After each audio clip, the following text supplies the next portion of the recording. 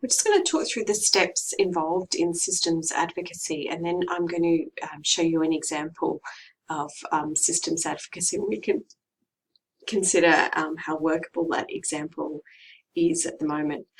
First thing we want to do in terms of systems advocacy is be clear about what we're doing and why we're doing it. Okay, so we need to define the problem. Okay, so we're going to look at specific goals. What do we want to accomplish here? Who's going to help us with that? If there's more than one goal, which one do we start with? Where do the others, how do they all fit in together?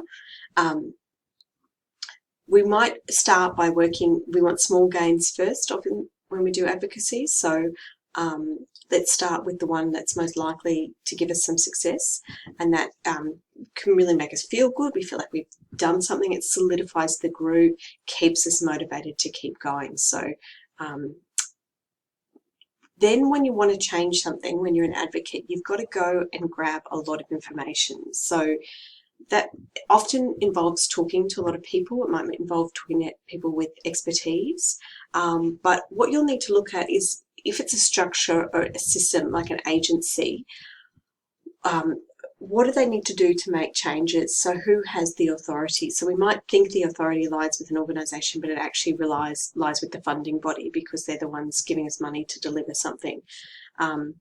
Are there particular rules, policies, procedures that we want changed? So you might have to go and do research around there.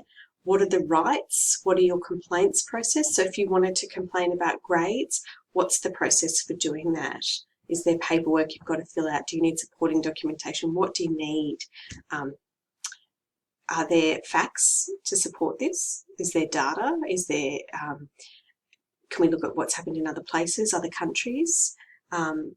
You want to learn a lot about the organisation. Sometimes you even want to learn a little bit about the personal details of people in an organisation. So, you know, what might help them make a decision to make these changes? Who's got the power? Who's got credibility? Sometimes what you want to do is find an ally within an organisation. So they might not necessarily be the person with power, but they have influence. And so it's your job to really find that person and work with them. So you've got to be, you can see how you've got to have great communication skills to be a good advocate, okay? And you're often advocating and communicating not just with service users, but policy officers, politicians, lots of people like that.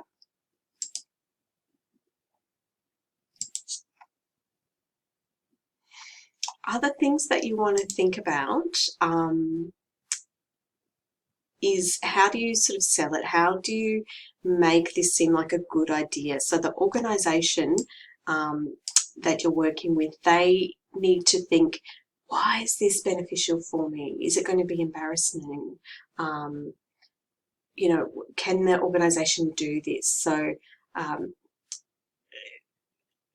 often when you're advocating, organisations will do nothing, okay? They just wait till you exhaust yourself or tell you it's somebody else's problem. So you've got to incentivize it for people, I suppose. So visibility can be important for the group that you're working with, and credibility for that kind of group. So you can see when we've only got media representations of people with a disability that are negative, then they're not seen as visible or credible or believable. So there's that visibility, that public persona is important, I suppose.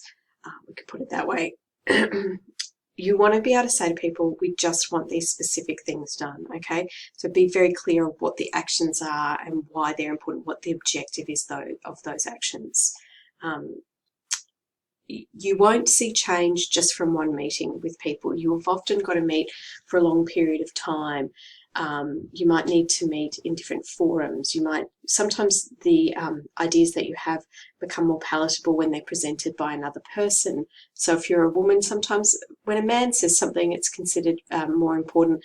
When you're an advocate, sometimes you know, that's wrong, but sometimes you have to roll with that a little bit just to get you to the end, I suppose, to keep your eyes on the prize. It can take time. Sometimes you offer to do things as a trial or as a pilot. That can be a good idea as well.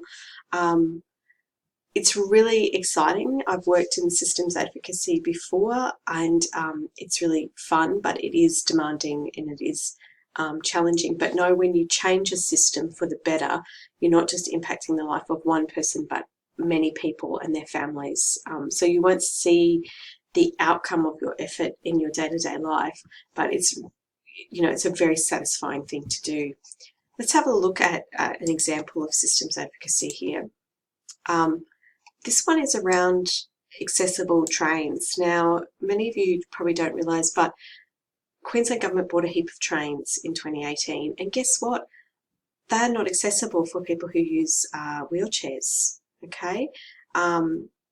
So there's been a campaign around this, and the government is now sort of saying, well, we're not going to change these trains because we've spent a lot of money on them and we're going to be using them for another 35 years. So we're just going to try and modify them.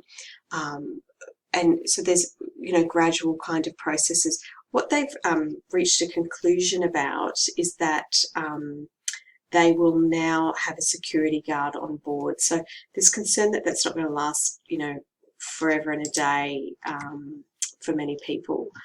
I'll just show you. So this is the latest update from Queensland Advocacy around this. So there's been federal and state discrimination complaints about this. So now they're saying a stopgap measure is that they've hired staff to attend people who want boarding assistance. Of course, you've got to book that in. You've got to tell people that you need that, so it's not really accessible for you. And there's fears that that's not going to be maintained for the next 35 years, that these trains are in existence. So this example tells us we still need to be engaging in advocacy, and ableism is still a real and massive issue for many people in our community. So this is why advocacy is really important. For those of you in human services and social work, this is something that, you know, you'll be doing work around hopefully your whole life. So enjoy it.